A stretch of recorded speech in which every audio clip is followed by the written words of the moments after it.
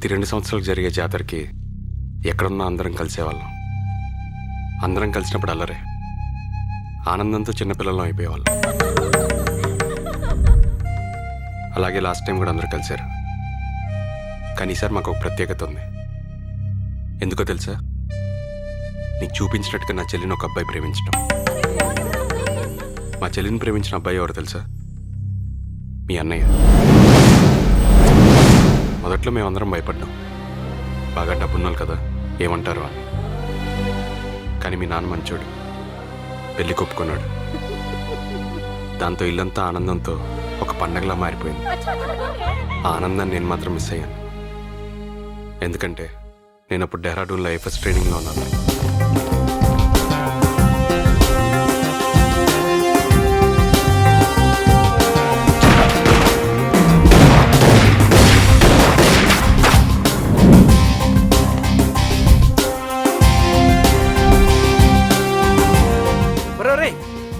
ఊరెళ్తున్నావా? జాతరకు రా. ఏం చేస్తారా? యాదవ్, చిన్నప్పటి నుంచి నాతో అంటున్నావు. మా ఫ్యామిలీ మొత్తం జాతరకు మిస్ అవ్వకుండా కలుస్తాం కదరా. ఓ ఆ జాతర. నువ్వు జాతర అన్నా లీవ్ ఇస్తున్నారా? మా బామ్మ చనిపోయిన సార్ అన్నా కానీ నాకు లీవ్ ఇట్లేదురా. రేయ్, ఆవిడ లీవ్ కోసం ఎన్నిసార్లు చంపేస్తావురా? తప్పదురా, లీవ్ కోసం ఎన్నిసార్లు అయినా చంపాలి. ముసలోళ్ళు అందుకేగా ఉంది. ఓ పని చేయరా, ఇది మాని వెళ్ళి సాఫ్ట్వేర్ జాబ్ ఎత్తుకో. వారానికి 2 రోజులు సెలవిస్తారు. మరీ అంత ఎటకారం అవసరం లేదురా. ఈ ఉద్యోగంలో నువ్వు మీ నాన్న కోసం జాయిన్ అయితే నేను మా ఊరి కోసం జాయిన్ అయ్యాను. ఊరి కోసం? అవును. మా ఊరికొచ్చే ప్రతి బస్సులో గోవిందరాజులు వస్తాడు, మన సమస్య తీరుస్తాడు అని పిల్ల పాప ముసలి ముతక చెట్టు చేమ గొడ్డు గోద ఇలా ప్రాణం ఉన్న ప్రతి జీవి కళ్ళు కాయలు కాచేలా నా కోసం ఎదురు చూస్తున్నారు. ఎందుకు? మాది చిత్తూరు జిల్లా అండి. అక్కడ అడవుల్లో ఏనుగులు ఎక్కువ ఉంటాయి. అవి వచ్చి మా పొలాల్లో పడి పంట నాశనం చేస్తున్నాయి. వాటి సంతతిని అరికట్టి మా ఊరిని కాపాడుకోవటమే నా లక్ష్యం. Super, very good. Thank you. కొంపదీసి వాటిని చంపేస్తావేంట్రా? సంతతిని అరికట్టడం అంటే చంపడం కాదు. నేను ఫారెస్ట్ ఆఫీసర్ గా పోస్టింగ్ తీసుకొని అడవుల్లోకి వెళ్ళి ఏనుగులకు సరిపడా పెద్ద తయారు చేసి వాటికి తొడిగి సంతతిని అరికడతాను సార్. ఏనుగులు? Yes. వాటికి కరెక్ట్. నీ బతుకు జడ ఏం బతుకురా నీది? అలా రియాక్ట్ అయ్యాడేంట్రా? వాడికి ఏనుగులు ఉన్నాయా ఏంటి? ఓ నువ్వు అలా రియాక్ట్ అవుతుంది ఎట్రా?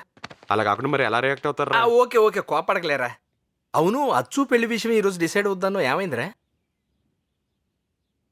నాకు తెలిసి ఫ్యామిలీ మొత్తం శివాజీరావు ఫోన్ కోసం వెయిట్ చేస్తుంటారా.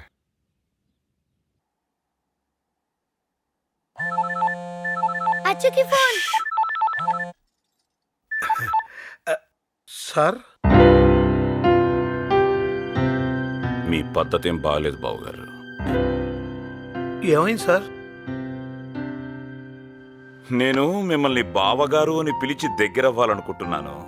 మీరేమో సార్ అంటూ నన్ను దూరం చేస్తున్నారు. అయ్యయ్యో, అలా అనుకోకండి. మీరు మాకంటే అన్నిట్లోనూ గొప్పవారు, ధనవంతులు. డబ్బున్నంత మాత్రాన ఎవరు గొప్పవారు కాలేరు బావగారు. ఒక మనిషి చచ్చిపోతే అతని శవం మీద పడి ఏడ్చే కుటుంబ సభ్యుల సంఖ్యను బట్టి ఆ మనిషి ఎంత గొప్పవాడో చెప్పచ్చు. ఏమైనా తెలియక మాట్లాడితే క్షమించండి బావగారు. మీలాంటి మంచి మనిషి ఇంటికి నా కూతురు కోడలుగా వెడితే ఏ చింత లేకుండా హాయిగా ఉంటుంది బావగారు. వచ్చే నెలలో మంచి పెళ్లి ముహూర్తాలున్నాయని పంతులు గారు చెప్పారు. తాంబూలాలు మార్చుకోవడానికి రేపే మీ ఊరు వస్తుంది.